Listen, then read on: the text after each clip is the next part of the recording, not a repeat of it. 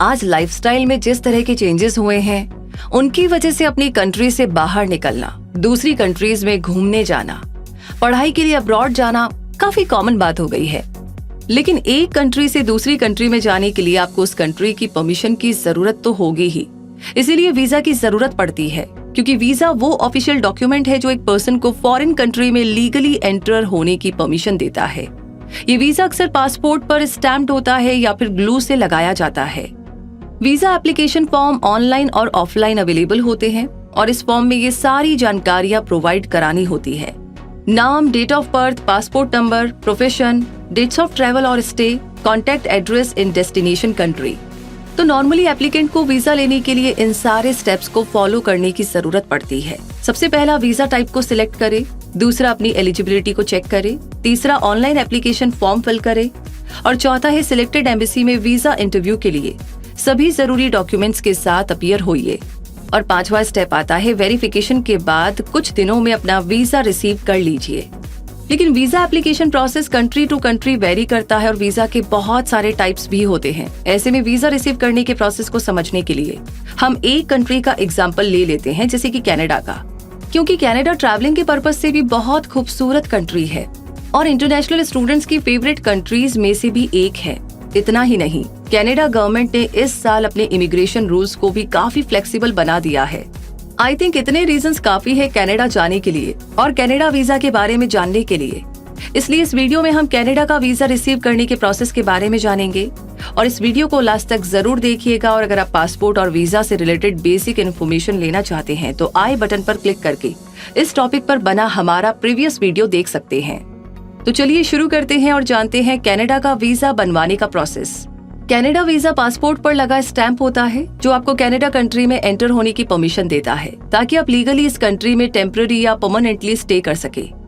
आपको पता होना चाहिए कि आप कौन से वीजा टाइप के लिए अप्लाई करना चाहते हैं, इसलिए आपको बताते हैं कि कनाडा वीजा के ये टाइप्स होते हैं: टेम्पररी रेजिडेंट वीजा और visitor visa, study permits, work permits, permanent resident travel document. Temporary resident visa ऐसे लोगों के लिए होता है जो कनाडा से होते हुए आगे ट्रैवल करने वाले हो। टूरिस्ट वीजा, बिजनेस वीजा इसी टाइप में आते हैं। इस टाइप के वीजा के लिए online visa application process complete करना होता है और अपने एप्लीकेशन के लिए अप्रूवल लेना होता है। इस वीजा टाइप के लिए एप्लीकेंट के पास पासपोर्ट, लेटर ऑफ इन्विटेशन या मेडिकल एग्जाम सर्टिफिकेट और रिलेटेड डॉक्यूमेंट्स का होना जरूरी है। इस एप्लीकेशन प्रोसेस को कंप्लीट होने में कुछ हफ्तों का वक्त लगता है और इसकी फीस अप्रॉक्स 100 कैनेडियन डॉलर्स होती है। अब जानते हैं स्टडी परमिट्स के बारे में।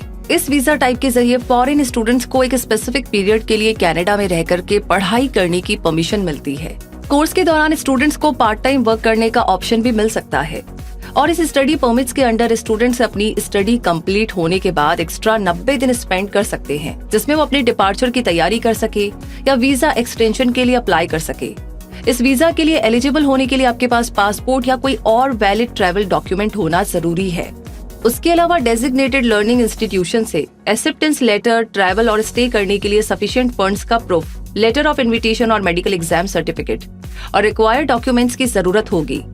इस एप्लीकेशन को प्रोसेस होने में 6 हफ्तों तक का टाइम लग सकता है और इसकी फीस अप्रॉक्स 150 कैनेडियन डॉलर्स होती है। अब आगे बात करते हैं वर्क परमिट्स की। इस वीजा टाइप के लिए एलिजिबल होने के लिए एप्लीकेंट के पास passport, offer of employment, letter of invitation या medical exam certificate, sufficient funds का प्रूफ और रिक्वायर्ड डॉक्यूमेंट्स होना जरूरी है। वर्क परमिट्स एप्लीकेशंस की प्रोसेसिंग में 11 हफ्तों तक का टाइम लग सकता है और इसकी फीस अप्रॉक्स 155 कैनेडियन डॉलर्स होती है। और अब आता है फोर्थ टाइप, जो है परमानेंट रेजिडेंट वीजा। ये 5 साल का मल्टीपल एंट्री वीजा है जो स्किल्ड फॉरेन वर्कर्स को कनाडा में वर्क करने और सेटल होने की अपॉर्चुनिटी देता है। पीआर कार्ड के साथ 3 साल स्टे करने और वर्क करने के बाद आप कैनेडियन पीआर स्टेटस को कैनेडियन सिटीजनशिप में चेंज कर सकते हैं। कनाडा ऐसे कई इमिग्रेशन प्रोग्राम्स को ऑफर करता है जिनके जरिए आप परमानेंट रेजिडेंसी स्टेटस के लिए अप्लाई कर सकते हैं, जिसे express entry program, family class immigration, experience class immigration etcetera. लेकिन कनाडा में इमिग्रेट करने के लिए आपका स्कोर 100 में से 67 पॉइंट्स होना जरूरी है। आपका वर्क ऑक्यूपेशन कनाडा की डिमांड लिस्ट में लिस्टेड होना चाहिए। आइल्स एग्जाम में आपका गुड बैंड स्कोर होना चाहिए। आपके अकाउंट पे फंड्स मेंटेन होने चाहिए और इनके अलावा education transcripts, employment experience letters, qualifying WES report, valid passport, medicals and police clearance certificate, और आइडेंटिटी प्रूफ होने भी जरूरी है। इस वीजा टाइप का एप्लीकेशन प्रोसेसिंग टाइम, एप्लीकेंट की नेशनलिटी, एप्लीकेशन फॉर्म की एक्यूरेसी, सबमिटेड डॉक्यूमेंट्स की ऑथेंटिसिटी, वीजा फीस पेमेंट का स्टेटस, वीजा कैटेगरी और स्टे ड्यूरेशन एक्सेट्रा पर बेस्ड होता है।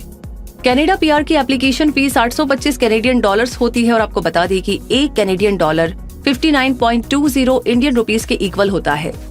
वीजा टाइप्स और उनके प्रोसेस को जानने के बाद अगर कनाडा वीजा लेने के लिए कॉमन स्टेप के बारे में जाने तो कनाडा वीजा के लिए अप्लाई करने के लिए आपको इन सिंपल स्टेप्स को फॉलो करना होगा। पहला स्टेप है, सबसे पहले कनाडा वीजा टाइप के लिए अपनी एलिजिबिलिटी को चेक कीजिए। दूसरा स्टेप, अपना ऑनलाइन अकाउंट बनाना होगा और वीजा के लिए अप्लाई करना होगा। कनाडा वीजा ऑनलाइन सबमिट करने के लिए आप गवर्नमेंट ऑफ कनाडा वेबसाइट का यूज कर सकते हैं, जबकि ऑफलाइन अप्लाई करने के लिए आपको एम्बेसी जाकर पूरा प्रोसीजर कंप्लीट करना होगा। तीसरा स्टेप, डॉक्यूमेंट फाइल को कंपाइल करना होगा। चौथा स्टेप, फीस पे करनी होगी। पांचवा स्टेप, फिंगरप्रिंट्स और फोटो यानी बायोमेट्रिक्स का प्रोसेस पूरा करना होगा। बायोमेट्रिक्स सबमिट करने के लिए आपको बायोमेट्रिक कलेक्शन सर्विस पॉइंट पर जाना होगा। छठा स्टेप, वीजा एप्लीकेशन सेंटर पर अपने पासपोर्ट, फोटोग्राफ्स और रिक्वायर्ड डॉक्यूमेंट्स और एप्लीकेशन फॉर्म्स के साथ पहुंचना होगा। वहां पर आपको यूनिक ट्रैकिंग नंबर दिया जाएगा जिससे आप एप्लीकेशन का स्टेटस ऑनलाइन ट्रैक कर सकते हैं। सातवां स्टेप, वीजा प्रोसेसिंग के लिए वेट करना होगा और कुछ टाइम के बाद आप सेंटर या कुरियर से अपना पासपोर्ट कलेक्ट कर सकते हैं जिस पर आपका वीजा स्टैम्प्ड होगा। लेकिन अगर किसी रीजन से आपका कनाडा वीजा एप्लीकेशन रिजेक्ट हो जाए तो आप कभी भी फिर से एडिशनल इन्फॉर्मेशन के साथ अप्लाई कर सकते हैं जो आपको कनाडा वीजा अप्रूवल में हेल्प कर सके।